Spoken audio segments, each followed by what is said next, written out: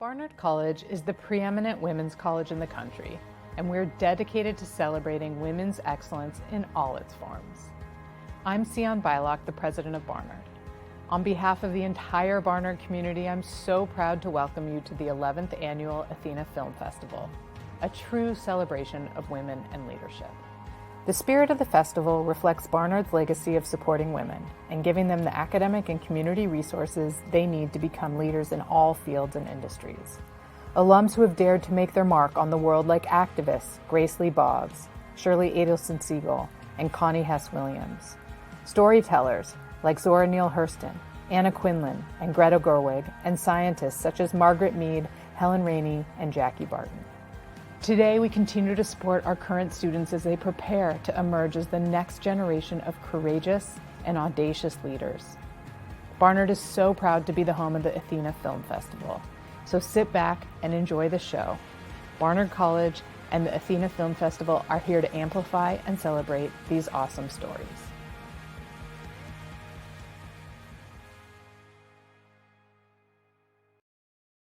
Hello, honeys!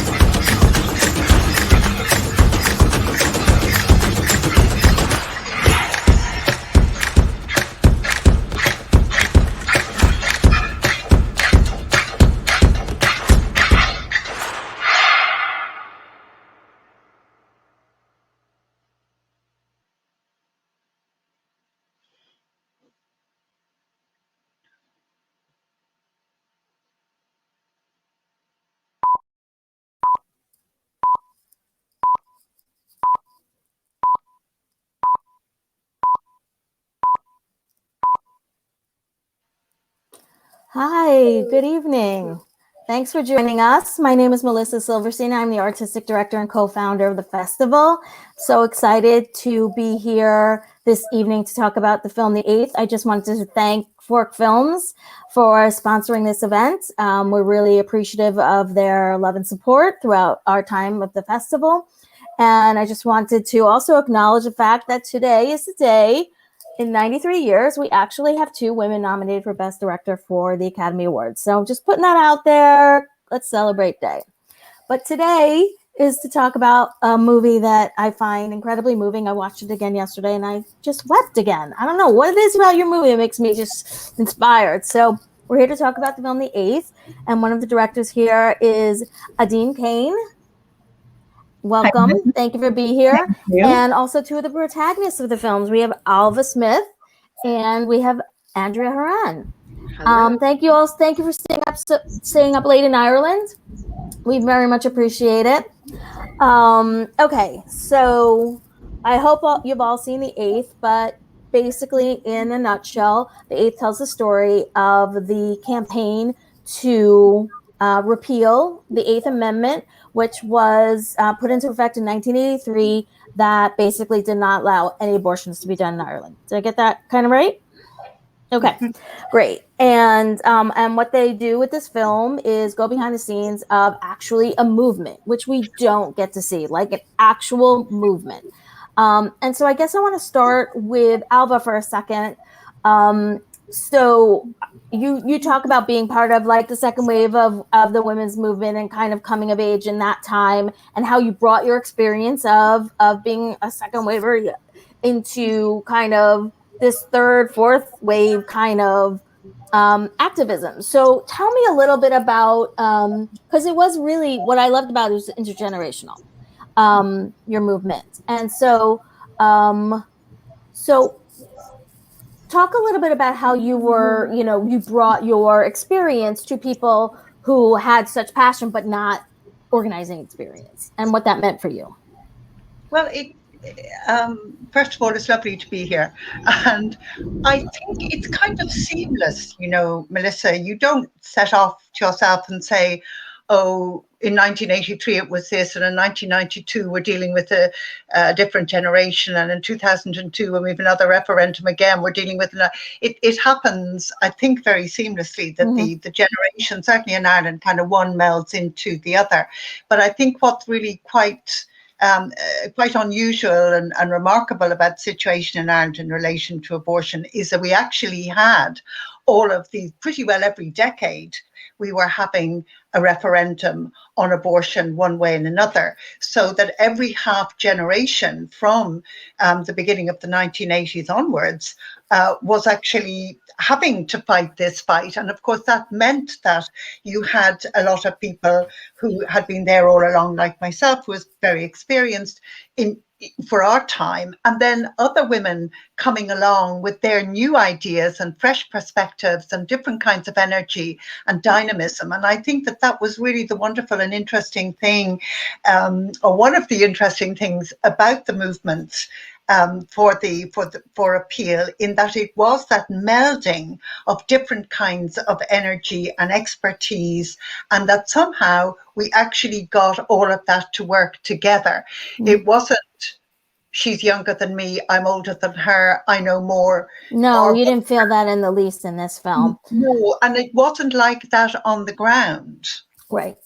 And Aideen, you had three of you co-directed this film. So talk a little bit about how you were split up the work. Were you over in Ireland because you're here in the US now? How long did you shoot for? How did you decide what you wanted to shoot? Those kinds of questions. Thanks, Melissa. And again, thrilled that the film is here at Athena. So I made the film with two partners, Maeve O'Boyle and Lucy Kennedy. And we all actually met in New York. And we'd all been involved in film, both in Ireland and in New York. And we'd also all grown up under the Eighth Amendment. I was a teenager when I came in 1983, and I remember it very, very clearly. And it really dominated kind of my late teenage years and my kind of early 20s. So Maeve and I had known each other for a long time, and we both wanted to make a film about abortion. And we got together in 2016, and I had just been introduced to Lucy, who was a journalist and director working here. And we decided that we would take it on together. So we set off in 2016 very quickly. Of course, Fork Films showed us a lot of love and helped us to get over to Ireland for a really long research period. And that's where we met so many people, and we're trying to figure out how to tell the story. It was a huge story. I mean, as Ailbhe just said, we could have made a film just on the legal labyrinth alone, like the many, many amendments and the different changes and the back and forth and the catastrophe a lot of that was, and the harrowing effects it had on real people's lives and people in the health industry. So we had a long lead into how to tell the story, and then how to tell what was happening in Ireland. Ireland was changing hugely, and I think for us, in 2012 there was a real catalyst after Savita had died, but there had been many things before then, and we could feel that energy even here from New York. So I was living here, Maeve was living in Ireland, and Lucy was here. So we, over the next 4 years, we just split it up as best as we could. The referendum happened a lot faster than we were ready for. So once again, a nod to our amazing sponsors and funders that just came on board with money to get us there. We had some really good partners in Ireland that were on the ground, kind of like video journalists, that if something was happening, they would, Matt Lee in particular, and Laura McCann, they would run in with the camera and just grab the stories. There were oftentimes I'd be directing from the office in New York, or maybe be directing from her edit room in Phibsborough.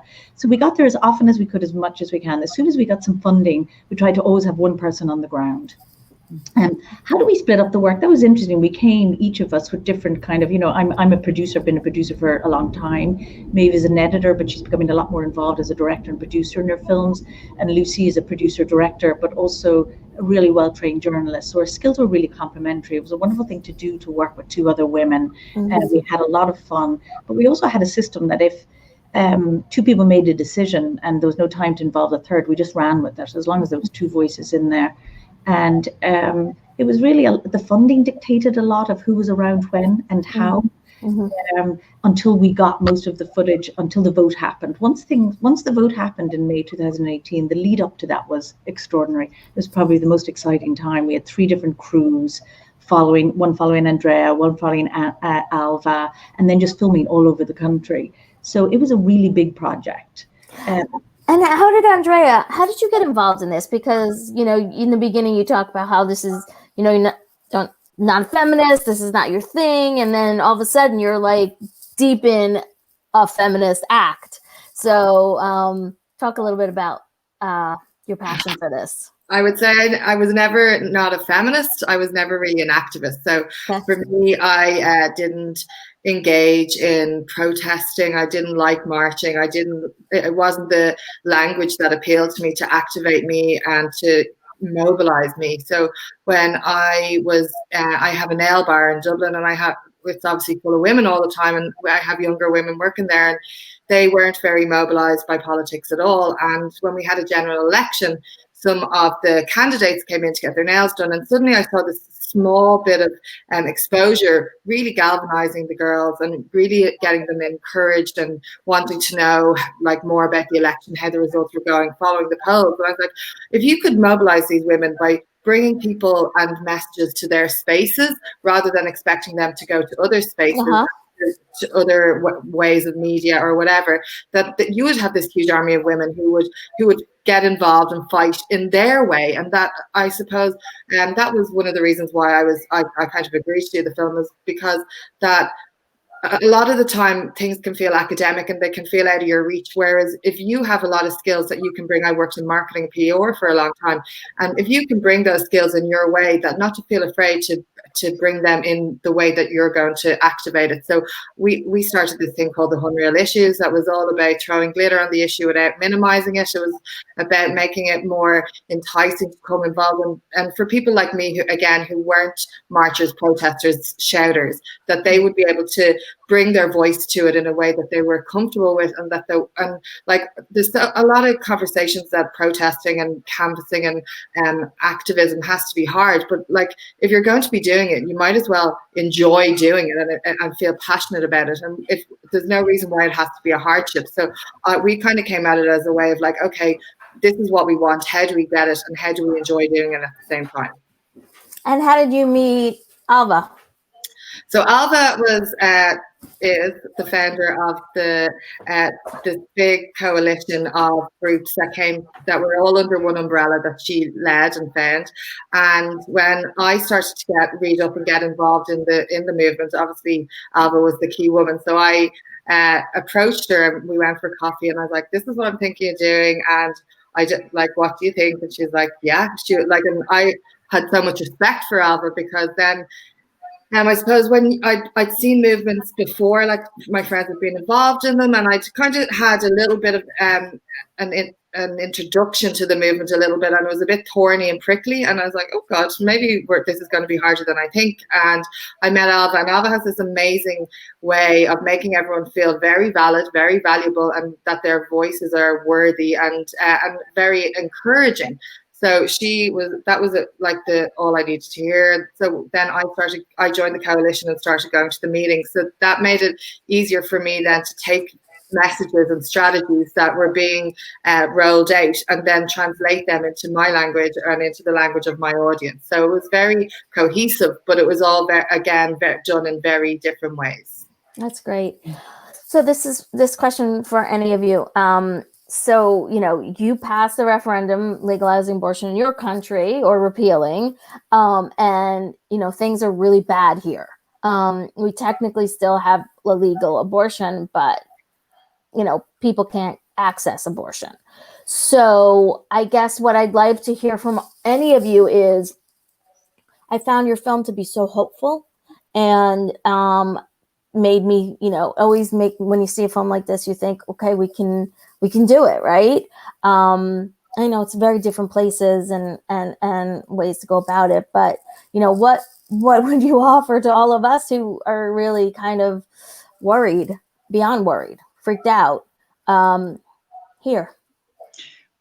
Well, I mean, I have to say, I think that, of course, you're right to be worried and anxious, but freaked out's not going to get anybody anywhere. So it's worried, anxious, and how can we organise? And when I look at the women in Poland at the moment, for example, who've actually been fighting this basically since 1993, just as we were fighting from 1983, what they're doing is building as broad-based and as cohesive, and I think Andrea was using that word a minute ago, as cohesive a movement as they possibly can. And that was exactly what we set out to do in Ireland after the death of Savita Halappanavar in 2012.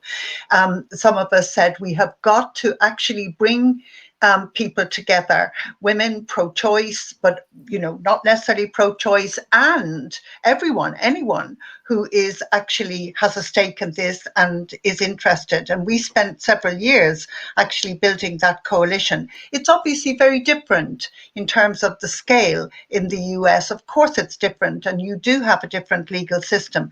Nonetheless, that principle of different organizations, different groups coming together with that common cause and common purpose. One of the things we had to do in Ireland was to unite a very fragmented left. Our right and centre right were pretty united, pretty as they usually are. Well, not always, but in fact they were. And the left, as is definitely always the case, was pretty well all over the place. Mm-hmm. So we had to bring what was known as the far left, which is kind of ridiculous, but also the near left and the middle left and the over there left and the Republican left and the whatever left. We to bring all of that together, and we had to do that because I think we recognized as feminists, as pro-choice activists, that we absolutely could never win this on our own, that we simply weren't the whole country and that you needed the whole country. And there is something in there, I think, for the US that despite the huge scale and the millions and millions and millions of people, that there is something about there needing to be a core spine that actually just bulldozes its way through and keeps on bulldozing come what may. And that takes time, I know. And actually, I think in many ways you're doing incredibly well just because you're up against it and because you're having to fight so hard and because there's so many other things, frankly, happening in the country. We were lucky. We got this done before the pandemic. Mm-hmm. We were lucky before the far right in Europe really began to bite in Ireland. They're biting now. I think it would have been more difficult back then. So, you have to look at kind of swings and roundabouts on these things. But I would be very hopeful for the US because I do think that there is a kind of a change, a turnaround is beginning to happen, where when you see the kinds of protests that there have been over even this past, and maybe particularly this past pandemic year and very recently around violence, for example, if you've women protesting on one huge socio-sexual bodily issue, they will move over to the other ones as well. But we've got to do this bearing in mind that we're all different and that the ways in which our lives are crisscrossed by class and race and ethnicity and disability and age. We've got to keep ourselves together while recognizing those differences. Yeah, I'm not as helpful as you are, but we've mentioned a couple of times Savita, so let's just tell people who don't know who she is. Savita Halappanavar was, I believe, a dentist. Is that correct? Was she a dentist? She was a dentist, and she went in and needed an abortion to save her life. And because she still had a heartbeat, they refused to abort the fetus, and she became septic and died. And it seemed to me, I mean, a horrible, tragic story, but I get a sense from the film, and all of you, please jump in, that her death became a catalyst for the next phase of this movement, like a kind of never again type thing, as the poster showed. One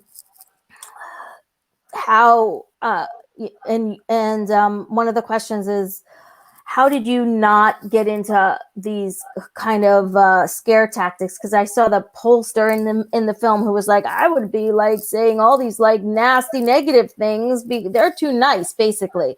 Like the guys are too nice. So I really liked how you put that in, Aideen. And I wonder why you put in that dude, but also kind of like the decision your movement made to really go positive instead of negative. Yes. So all of you jump in, whoever. Well, I'd take the positive and the negative, maybe. Okay. Do you mind you talk a little bit about making the decision to put that guy in the film? Yeah. So he's John McGurk, and he's a big personality, and he's a professional communications person, for specific organizations. And that interview was 1 week before the vote, and I had just come back 3 weeks before that, and there was a television debate on, and it was like a flashback to 1983, or what I remember of 1983. It was and I was in a hotel room by myself, straight off a plane, knowing I was going to work nonstop for the next 20 or 30 days, and this TV debate was on, and there was a divisiveness and a kind of an aggressiveness between the conversation. The conversation was really badly managed, and television debates were huge in Ireland, really, really huge. And they were very strategic and they were organized.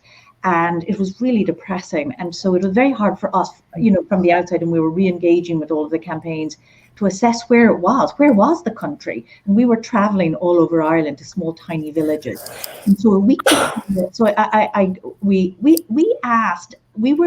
our intention was to embed in both sides of the campaign. And so we issued the same invitations to both sides constantly, right through to the end of the film. And so and we were very grateful for the people on the pro-life side, as they call themselves, who came into the film. It was really important for us to have that perspective in there. We really felt like it gave it a complexity and a nuance that the conversation does deserve. But John is a professional, and he sat down with us a week before the vote, and just came out with that, criticized the other side for their campaigning. But he was also, what you didn't see in there was he was quite honest about some of the mistakes they had all made. It was a very short, from once it was legally called, there was a short time frame.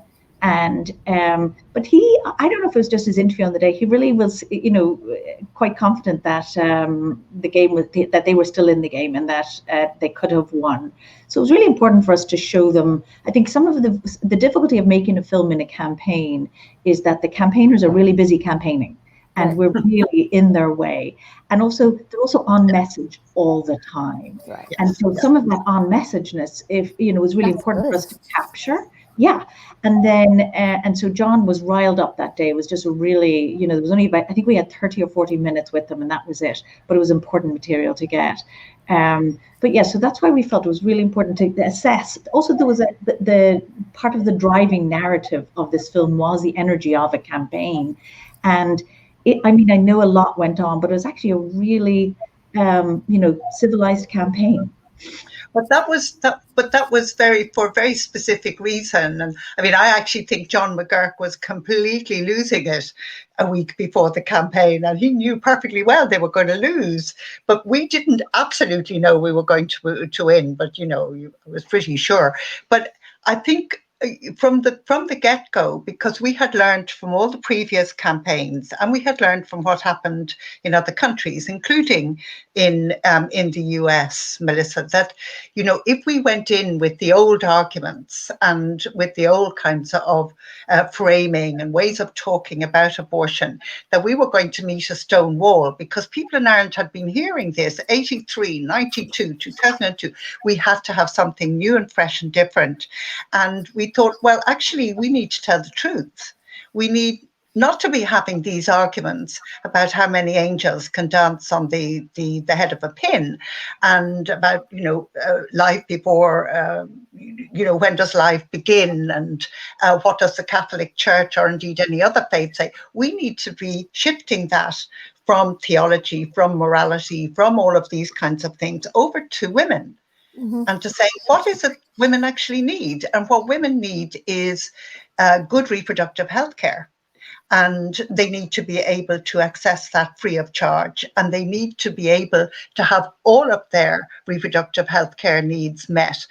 And they need that to happen with dignity and with respect. So what they need is positive health care, not being told you can't, you mustn't, it's wrong, it's evil. Right, right. So our messaging was framed very much in that way, that this is not a moral question, is it good or bad? This is a question of what does a woman need in all of the many kinds of circumstances in which women can find themselves. And abortion needs to be one of the options there for her, so that her needs can actually be met, and so she can get the health care that she deserves. So Right. We talked, for example, because abortion, people have such a negative view of it, we very rarely in the campaign messaging used abortion on its own. We generally, interestingly, talked about abortion care. Uh-huh. And that became a very central thing. And in fact, when we realized we'd won, the very first whoop of joy that went up in our headquarters was, oh, we don't have to say care ever again anymore. We could just say abortion. Right. The things that we do to win. Well, Andrea, could you really imprinted. And Andrea, did this positive messaging, was that one of the reasons why you were so receptive to it, and the people in your community also, the people who hadn't been activists previously? Yeah, I think what we did was always very positive and very light and very, like, even one of the key parts of our campaign was we did a mural that had to come down, was taken down, which kind of spurred a lot of conversation, and a lot of people took it on board and recreated it, made donuts, put it on, projected it on the Opera House, it made it their own. And that was because when we were designing it, we were very cognizant that it was going to be a positive message. It was going to be, we used a heart, that it was full of love. It was about love for women. It was about love for ourselves and all that kind of jazz. So it was definitely something that, like, we took on board, and all our graphics and all our image and everything we did for our campaign, like our minuscule campaign was all very positive and glittery and girly and fun, and that was shareable. So we were very focused on, we didn't want people coming onto our platforms. We wanted people to share it onto their platforms, because people who are already on our platforms already buy into it. So it was and when we kind of started, people were a bit nervous to put stuff on their platforms about abortion and about repeal. So it was like, when we started, we really focused on celebrities and influencers and people that, like, have a big platform. And when we started, none of them would buy into it. They're like, oh, I don't want to put it on. And obviously, as the campaign went on and more people made the brave move to say that we deserve to have our fundamental rights, that kind of became bigger and bigger, and more people were confident enough to get involved. So it was all about making it accessible, and the positivity of having messages like that made it that you didn't feel like you were walking down being an activist down the street if you were wearing a jumper. It felt like you were walking down being part of a club of people who were all fighting together. So I think there was a buy-in in that sense from that kind of audience. Yeah. Aideen, there's a question for you from a student. She's a Barnard student studying political science who is very interested in film, and she wants to know, how do you see politics and film uniting to create change? Well, film storytelling is a really powerful medium, and you can take someone on a journey, and it can be a very entertaining journey, and it's really important to make it part of that. And I think that it can then be part of a strategic campaign to create change. I'm not sure just a film by itself will, but I think you'll see in a lot of social issue documentaries, most films then have an impact campaign that's part of it from the beginning. And so you make a really good film, tell a really good story, and then you use elements of that with experts in training, or, like, for instance, a lot of people are asking us about using the 8th for talking about communication, about coalition building, and only some of that is represented in the film. But the activists and the campaigners, and Ailbhe and Andrea, they all have huge resources in their toolkits. So I think it's a really important part of political change, and it's also so accessible. And so I feel like this film is really on a continuum of all the conversations we have about valuing women, and respecting women's bodies.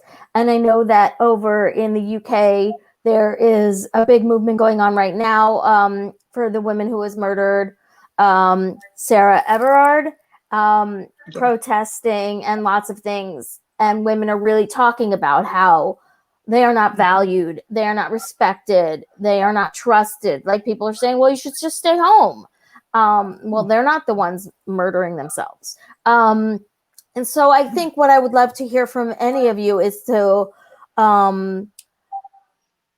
talk about a little about, do you feel that, part of what you did was to bring more value to women in the work that you did? And was that necessary? Is it still going on? Yeah. Well, I think, strategically, very key part of our message was that women matter and equality matters.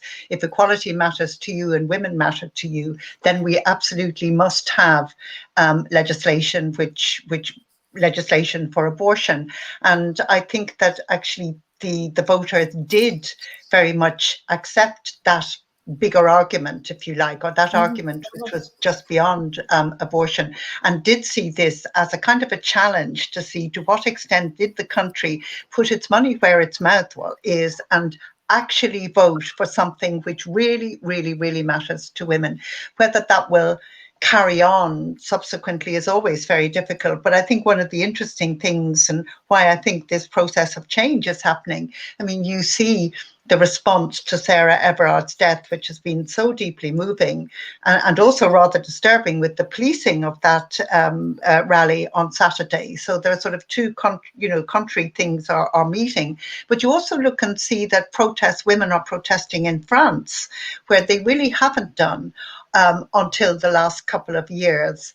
And they're protesting against the extent and degree and the very fact of violence against women. And in Ireland, we had a whole day of discussions in a citizens' assembly just on Saturday, which looked at which was focused specifically on making recommendations to end men's violence against women, or at least to tackle it in a more honest way. So I do think that there are these seeds, that there are these changes happening. And certainly in relation to violence, women definitely have had enough. And my feeling is that abortion is kind of on a cusp. It could move either way, but that there is quite a strong push in parts of Europe, at least, not to have taken away from us what we have gained, and to fight hard for women and pregnant people who have not yet got those rights. And then you look at issues around lesbian, gay, bisexual, trans and queer issues. They're all absolutely on the agenda at the present time. They're absolutely up there. And the thing is that we've got to keep holding them up there. We can't take our eye off this for 1 second. Fundamentally, if you don't have control over your body, you have no justice. So I think that is all the time we have. If you guys had anything you wanted to close with or share with us, right now you can see the film at Athena. US-based people can see it, and I know it's coming to the Ireland and to the UK this spring, so look for that. Anything else you guys want to share? We're good. All right, thank you all so much. I wanted to also say that Melissa, I do want to say very best of luck to everybody fighting for justice and for rights and equality in the US. We are behind you, we are. We are with you. We don't fight. I just wanted to also let people know tomorrow we are launching globally and free our conversation on reframing the conversation on reproductive health. It's a conversation with women of color talking about reproductive justice and Black women's health. So we hope that you will see that. Aideen, did you want to add something? Just very quickly, because I just wanted to, I think it's so important to keep in all of our minds that it's not, even if you have this right, it's then about having access and making sure everyone at that. Absolutely. Doesn't matter if you have a right if you can't do it, if you can't use it. Totally right. Well, there's Duke back there. Everyone gets to see a little bit of the boy. He's about to bark. So I think I will let you all go. Thank you for staying up so late. We very much appreciate it. And I hope everyone enjoys the film, and thank you for joining us. Thanks, good night. Melissa.